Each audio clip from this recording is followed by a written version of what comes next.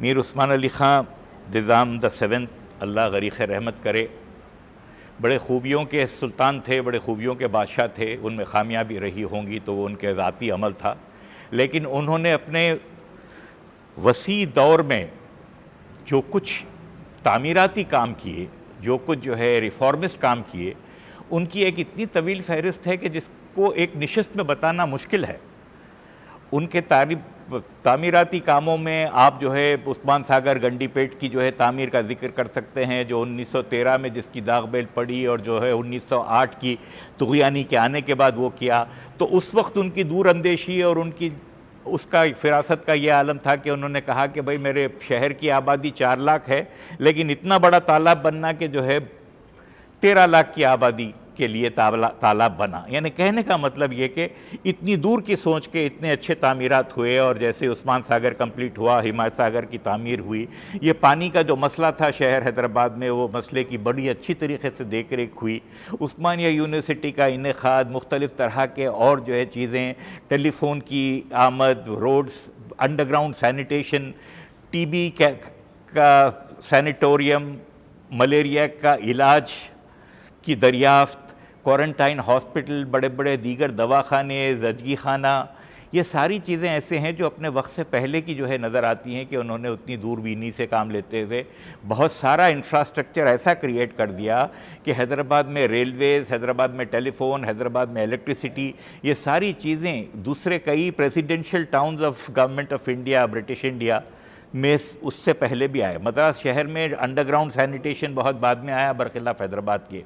तो मिसाल मिलना मुश्किल है। और ये तालीमी इदारों की मदद और तालीम के फ़रोग़ के लिए उनके काम आप देखें तो हैरान हो जाएंगे कि तालीम के फ़रोग़ के लिए उन्होंने ना सिर्फ हिंदुस्तान भर के दीगर सारे जो है यूनिवर्सिटीज़ को एड दी, बनारस हिंदू यूनिवर्सिटी, अलीगढ़ मुस्लिम यूनिवर्सिटी, विशाखापट्टनम वोल्टेयर जो वाइज़ैग की यूनिवर्सिटी है, और दीगर यूनिवर्सिटीज़ के अलावा फ़ॉरेन यूनिवर्सिटीज़, भंडारकर इंस्टीट्यूट, बहुत सारे मंदिरें, शिवाजी के नाम का जो है मंदिर के लिए वो ग्रांट्स, और मतलब ये कि हर तरह की रियाया के, हर तरह की सहूलतों के काम उन्होंने जो है बड़ी फ़िराग़ दिली से किए और पूरी ज़िम्मेदारी से किया और फौरी किया। ऐसा नहीं कि वो मामले सोचते थे और वो तवालत में चले जाते थे, ऐसा कुछ नहीं हुआ। हर काम हुआ और वक्त के ऊपर हुआ और इंतहा से ज़्यादा ऑर्गेनाइज्ड, मेटिकुलस, रेस्पॉन्सिबल तरीक़े से हुआ, अकाउंटेबल तरीक़े से हुआ। अगर आप दाऊद अशरफ साहब की किताब Nizam the seventh and archival appraisal पढ़ेंगे तो आप हैरान हो जाएंगे ये देख कर के गंडीपेट, उस्मान सागर जैसे बड़े वाटर रिजर्वायर्स, इनकी तामीर के लिए जो बजट अलॉक हुआ, वो बजट के एक्सपेंसेस रुपये आने पैसों में, आखिर पैसे तक के एक्सपेंसेस पूरी तरह से रिकॉर्डेड हैं। उनका आज भी जो है आर्काइवल रिकॉर्ड आपको मिल जाता है। तो सेंस ऑफ अकाउंटेबिलिटी का ये आलम था कि अगर कोई कॉस्ट ऑफ एस्केलेशन हो जाता तो वो भी पूरा बाकायदा एक ऑर्डर के तहत एक एक्स्ट्रा कॉस्ट को दिया जाता, एक्स्ट्रा बजट दिया जाता और उसकी भी पूरी पूरी अकाउंटिंग होती थी। और उनके अवाम दोस्ती का आलम यह था कि हिंदू हो या मुसलमान, जिस किसी की भी फरियाद आती उसके ऊपर पूरी संजीदगी से, पूरी ईमानदारी से, फिराक दिली से जो है उसके ऊपर गौर होता। मिसाल के तौर पर दूर दराज इलाका 500 550 किलोमीटर दूर नांदेड़ ज़िले के एक ताल्लुक़े के, एक मौज़े के, एक मंदिर के एक पुरोहित जो है वो ये अर्ज़ी देते हैं लोकल तहसीलदार को या दुआम ताल्लुक़दार को कि साहब ये हमारे एक राजा की ज़मींदारी थी, उसकी ज़मींदारी के पैसे से कुछ ग्रांट हमारे मंदिर को मिलती थी।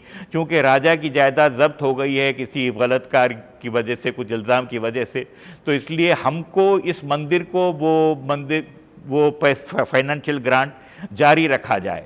ये अर्ज़ी जो है ट्रैवल करती है वहाँ से ख़दम ब ख़दम, डिप्टी कलेक्टर से कलेक्टर, कलेक्टर से सेक्रेटरी, सेक्रेटरी से फाइनेंस सेक्रेटरी, फाइनेंस सेक्रेटरी से रेवेन्यू मिनिस्टर, रेवेन्यू मिनिस्टर से फाइनेंस मिनिस्टर, फाइनेंस मिनिस्टर से निज़ाम उस्मान अली ख़ान साहब तक विदिन अ मंथ और सो वो सारी की सारी फ़ाइल प्रोग्रेसिवली ट्रैवल करती हुई इंतहाई फेवरेबल रिकमेंडेशंस के साथ जब वो निज़ाम द 7th के सामने पहुंचती है वो फ़ाइल, तो निज़ाम ये कहते हैं कि जो है सारी की सारी ग्रांट जो है फ़ौरन पिछले 4 साल की इकट्ठे तौर पर 25% एडिशन के साथ जारी की जाए।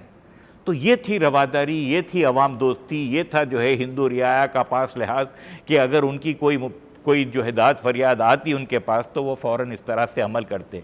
यही हाल उनका जो है हिंदू अवाम की खुशी के लिए जब उन लोगों ने ये अर्ज़ी पेश की, बल्कि उन लोगों ने क्या, एक आदमी ने अर्ज़ी पेश की ये बताकर कि साहब आप मुसलमान जो है अफसरों को, अपनी इंतज़ामिया के मुसलमान कारकुनों को आप हज पर जाने के लिए 6 महीने की छुट्टी देते हैं और जो है उनकी और मदद करते हैं, तो वैसी छुट्टी आप हमको भी देना चाहिए हिंदू कारकुनान रियासत हैदराबाद को। तो उन्होंने कहा कि फ़ौरन हाँ ज़रूर देना चाहिए और जो है उन्होंने वो जारी कर दिया कि हुक्मनामा फरमान जारी हो गया कि हिंदू अवाम को भी तीर्थ पर जाने के लिए दीनी जो है उनके जो मराकज़ हैं वहाँ जाने के लिए दिया जाता। तो फिर अपील आई कि साहब आप मुसलमान तो बहुत दूर जाते हैं, 6 महीने की उनको छुट्टी मिलती है, हमको उतनी दूर जाने की ज़रूरत नहीं है, हमारा काम तो जो है कम वक्त में हो जाता है, लेकिन हमको भी 6 महीने मिलना चाहिए।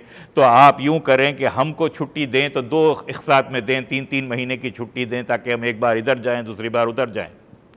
तो ये भी ज़ाहिर हो गया, ये भी मंजूर हो गया। तो आप देखिए कि कैसी फ़राख दिली थी, कैसा बड़ा दिल था, कैसा जो है आवाम की ख्वाहिशात, उनके जज्बात का किस कदर एहतराम था कि कितनी जल्दी उन लोगों की वो जो है ख्वाहिशें पूरी हो जाती थी। आला हज़रत के तारीख़ी वाक़यात में ये कहूँगा मैं कि वो जो है उनको पूरी तरह से एहसास था कि वो हिंदुस्तान के सबसे बड़ी रियासत के वाली हैं और वो उस वाली होने के नाते वो जो है अपने दबदबे को भी बनाए रखना चाहते थे। और उन्होंने एक बार ये कहा था यहाँ के आए हुए मेहमान वाइसरॉय से कि हम जब दिल्ली आएंगे तो हमारे लिए जो है हाथी को स्टेशन पर आना पड़ेगा। तो हैदराबाद दक्कन की ट्रेन पहुँची है दिल्ली, पुरानी दिल्ली स्टेशन पर, और पहुँच के रुक गई ट्रेन। तो निज़ाम की थी और हाथी कोई आया नहीं तो कोई उतरा नहीं ट्रेन में से। अब सारी ट्रैफिक जैम होने लगी, स्टेशन का निज़ाम दरहम बरहम होने लगा। तो बहरहाल हुकूमत वक्त वाइसरॉय की तरफ से स्पेशल इजाज़तनामे से हाथी स्टेशन तक गया और स्टेशन से उनको रिसीव करके वो प्रोटोकॉल दिया गया और उनको फिर जो भेजा गया। तो उनके दबदबे का ये आलम था कि जब वो जामे मस्जिद पहुँचे तो जामे मस्जिद दिल्ली का जो है मशरक़ी कौन सा जुनूबी दरवाज़ा गालिबन जो करीम्स नेमत कदे की तरफ खुलता है वो 1857 से बंद था, लेकिन उस दरवाज़े को ख़ास तौर पर इनके लिए खोला गया 1937 में जब ये गए थे दिल्ली के दौरे के ऊपर। तो उसके बाद से आज तक जो है वो खुला हुआ ही है। तो 1857 से 1937 तक जो दरवाज़ा बंद था वो इनके लिए जो है खोला गया। तो ये इनका मुकाम था, ये इनकी क़द्र मंजिलत थी। सब जगहों पर दुनिया तमाम में एक क़द्र मंजिलत होती है उनकी, उनके क़ायम करदा इदारे दारू तर्जुमा, उसकी मिसाल मिलनी मुश्किल है। जो तर्जुमे का काम यहाँ पर हुआ हिंदुस्तान में और जिस एफिशिएंसी के साथ हुआ उसकी मिसाल मिलनी मुश्किल है। इतने बड़े बड़े लोग उससे वाबस्ता रहे कि दुनिया तमाम को मानना पड़ा कि हिंदुस्तान का दायरतुल मारिफ, उसका दारुत तर्जुमा, उस्मानिया जामिया निज़ामिया, यहाँ का तिब्बिया कॉलेज और वगैरह वगैरह, और मुख्तलिफ जो जो जो एडमिनिस्ट्रेटिव टर्म्स ईजाद किए गए वो ज़माने में यहाँ पर, वो दुनिया भर में चले। आज भी हमारे पड़ोसी मुल्क वाले जो है उसको इस्तेमाल करते हैं उन टर्म्स को। तो उनके रफ़ाही कामों की तो कोई हद व इंतहा नहीं है। उनकी अखलाक का ये आलम था कि उनके ज़र्फ़ का ये आलम था कि उनका एक ज़ाती मुक़दमा किसी एक आम आदमी से चल रहा था एक जायदाद के मामले में, और जब वो मुक़दमा उनके ख़िलाफ़ गया और वो आम आदमी वो जायदाद का केस इनसे जीत गया, तो निज़ाम दक्कन ये कहते हैं कि मैं जज साहब की अदल व इंसाफ पे भरोसा करते हुए और उनकी बात को रखते हुए मैं ये मुक़दमे के नतीजे को तस्लीम करता हूँ और मैं इसके ख़िलाफ़ जो है कोई अपील नहीं करूँगा। और एक आम आदमी को उन्होंने अपने ही रियासत में मुक़दमा जीतने की जो है की सहूलत फ़राहम कर दी। ये था उनका। जब मांग हुई तेलुगु ज़बान की या वो ज़बान की, तो फ़ौरन उन्होंने तेलुगु ज़बान के लिए एज़ अर्ली एज़ 1939 उन्होंने जो है तेलुगु एकेडमी क़ायम करवाई।